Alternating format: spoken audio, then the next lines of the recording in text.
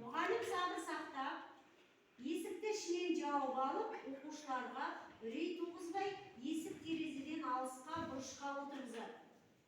Яғни тыныш адам жоқ деп есептейтіндей болу керек қой сонда түрінде. Есікті жауып қою.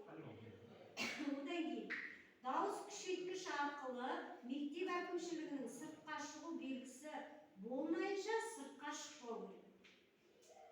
Үшінші, қауіп сейілгеннен соң мектеп әкімшілігінің сыртқа шығу белгісінен кейін оқушыларды сыртқа шығару керек.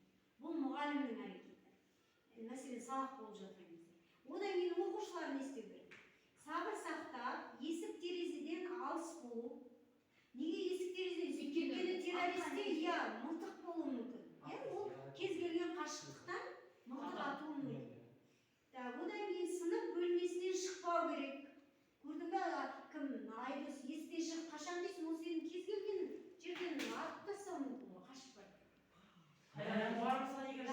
Мұғалімнің айтқанын орындау керек.